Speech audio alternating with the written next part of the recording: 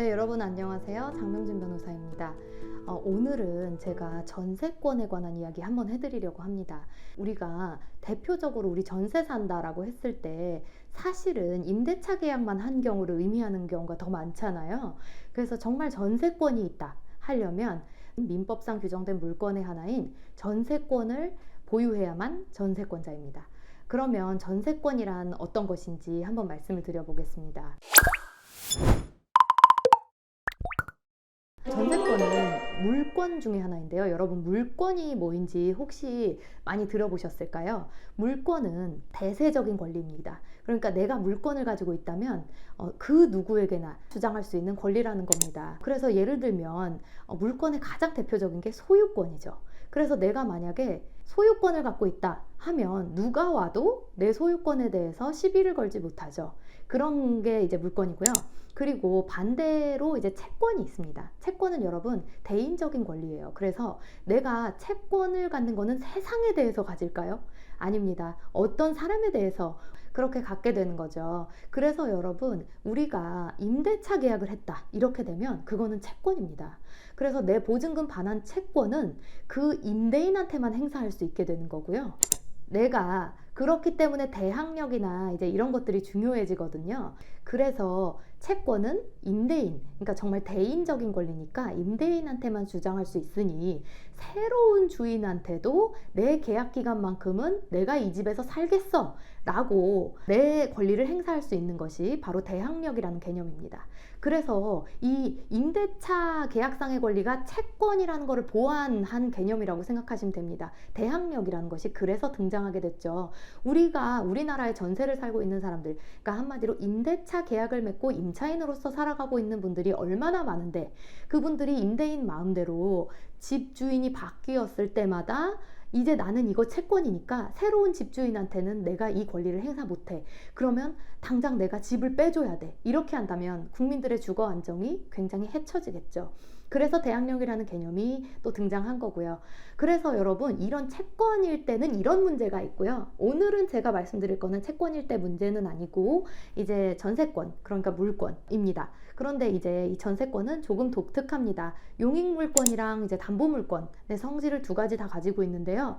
여러분, 용익물권이라 하는 거는 어떤 거냐면 말 그대로 사용, 수익할 수 있는 물건입니다. 그래서 나는 전세권자로서 이 물건을 누릴 수 있죠. 이 물건에 살면서 지낼 수 있습니다. 그런데 또 하나는 담보물권의 성질도 동시에 가진 좀 독특한 물건이라는 겁니다. 담보물권은 여러분 다 아시죠? 담보권이 뭔지 다 아실 거고, 당연히 그래서 그 등기부에 보면 을구에 등기가 될 수 있습니다. 요즘에는 여러분 전세 사기가 좀 많이 판을 치고 있다 보니까 보증보험은 못 해주는데 전세권은 설정해 줄 수 있다, 나랑 계약하자, 이렇게 하시는 임대인분들도 많은 걸로 알고 있습니다. 실제로 우리 의뢰인도요, 보증보험은 못 든 대신에 전세권을 설정해 오셨고, 너무 다행히 우리 의뢰인의 전세권 외에는 그 물건에 뭐 다른 선순위 권리는 없었습니다. 그러면 여러분, 전세권을 설정했을 때 좋은 점이 뭘까요? 일단 이것 때문에 영상을 켜셨을 것 같은데요. 전세권을 설정했을 때 가장 좋은 점은 우리가 이미 그 등기부에 전세권자로 기입이 되어 있는 상황이라면 별다른 그 전 절차 없이 바로 집행에 나아갈 수 있게 됩니다. 그래서 바로 임의 경매를 신청할 수 있는데요. 이거는 개념이 좀 다릅니다. 소송을 통해서 얻은 판결을 가지고 넘기는 게 강제 경매고요. 근저당권, 전세권 등의 물권을 가지고 있는 사람이 넘기는 것이 임의 경매입니다.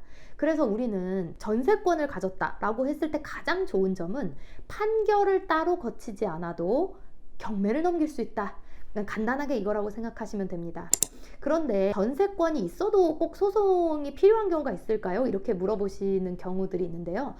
당연히 있을 수는 있습니다. 어떤 경우냐면요, 전세권은 좀 늦게 설정이 됐는데 실제로 입주하고 그 다음에 주민등록 옮기시고 그 다음에 확정일자 받으신 거는 한참 더 전인 거예요. 예를 들어서 그게 3월인데 만약에 전세권은 10월에 등기가 됐어요. 그러면 그런 경우에는 3월과 10월의 사이에 만약에 어떤 권리들이 짜자자작 들어왔다, 그런 경우라면 나는 오히려 주택임대차보호법상의 권리를 주장하면서 경매가 들어갔을 때 우선 변제권을 3월에 있는 확정일자로 확보하는 게 더 중요하겠죠. 이제 그런 경우는 소송이 필요할 수 있습니다. 그런데 제가 봤을 때는 대략적으로 전세권이 설정되어 있는 경우에 또 중복적으로 소송이 꼭 필요하다 하는 경우는 많지는 않았고요. 저희 사건 중에서는. 그래서 일단은 전세권을 가지고 임의경매를 넘긴다라고 생각하시면 되는데, 근데 또 중요한 것이 있습니다. 그 임대차 같은 경우에는 제가 이제 늘 말씀드렸지만 임대차 보호법에 규정된 기간 안에 우리 꼭 해지 통보를 하셔야 된다.